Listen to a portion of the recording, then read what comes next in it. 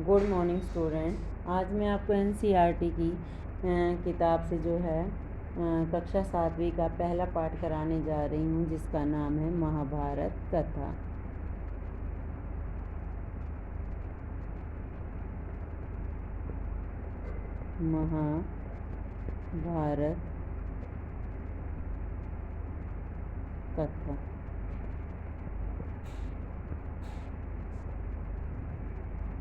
महाभारत कथा।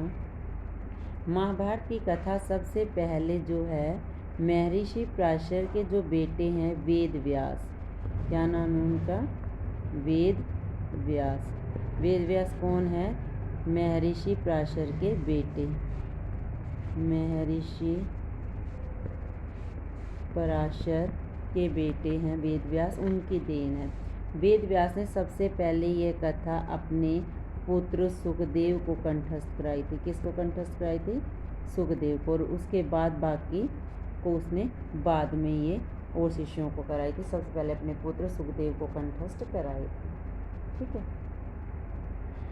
मानव जाति में जो है महाभारत का प्रचार प्रसार, मानव जाति में महाभारत का प्रचार प्रसार किसने किया था? प्रचार प्रसार मानव जाति में प्रचार प्रसार मानव जाति में प्रचार प्रसार जो है वो किसने किया था? महर्षि वैशंपायन ने। महर्षि वैशंपायन। अभी महर्षि वैशंपायन पता है कौन है? ये हैं महर्षि वैशंपायन व्यास जी के, वेद व्यास जी के शिष्य हैं। महर्षि वैशंपायन कौन है? महर्षि वैशंपायन वेद व्यास जी के शिष्य हैं। ठीक है। ऐसा माना जाता है कि परीक्षित ने, जो महाराज परीक्षित थे, जो महाराजा परीक्षित, ये महाराजा परीक्षित पता कौन थे? ये जो है उत्तरा के पुत्र थे, जिसका भगवान श्री कृष्ण ने गर्भ में जिसकी रक्षा की थी ना, वो।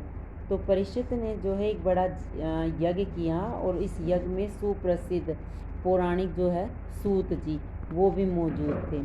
सूत जी ने जो है ऋषियों से महाभारत की कथा प्रारंभ की सभा में। उन्होंने बताया, क्या बताया? कि प्राचीन काल में एक राजा होते थे। राजा का क्या नाम था? शांतनु। क्या नाम था? शांतनु। ठीक है।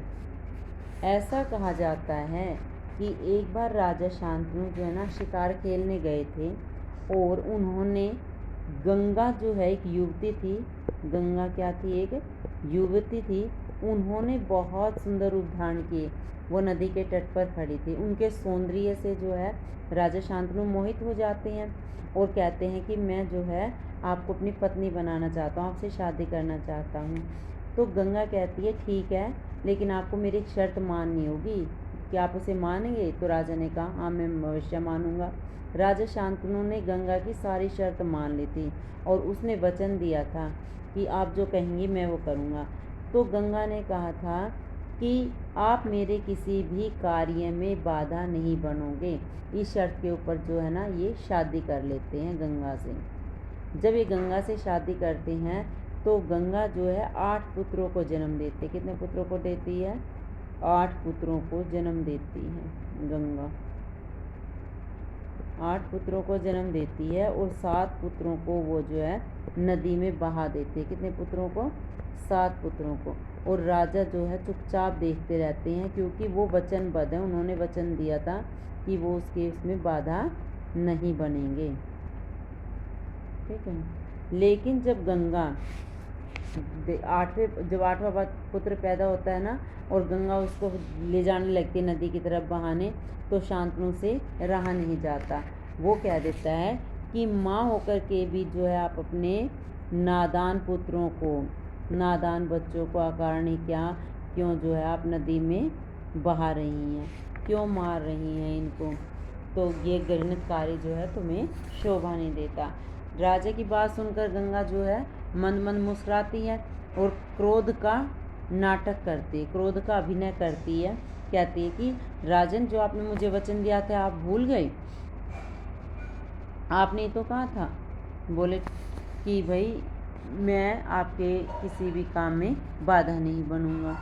अब कहती है कि ठीक है, इस अंतिम बालक को मैं क्या करूँगी, कुछ दिन पालूंगी। इस अंतिम बालक को मैं कुछ दिन पालूंगी और फिर आपको जो है पुरस्कार के रूप में आपको सौंप दूंगी।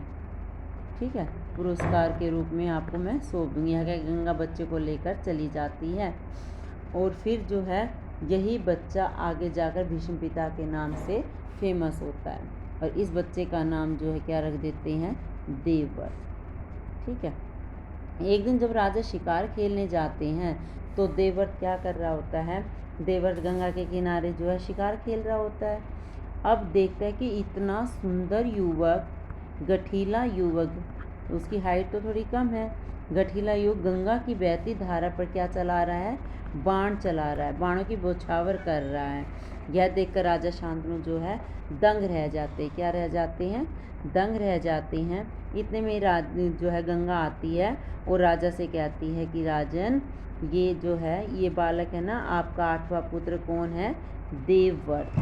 क्या ये आपका 8वां पुत्र देवव्रत है।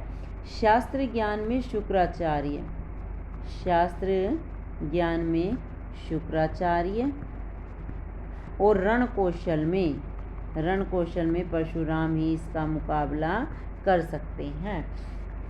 और जो है ये पुत्र मैं आपको सौंप रही हूँ। इतना कहकर जो है गंगा देवव्रत को जो है शांतनु के हाथों में सौंप कर और चली जाती है।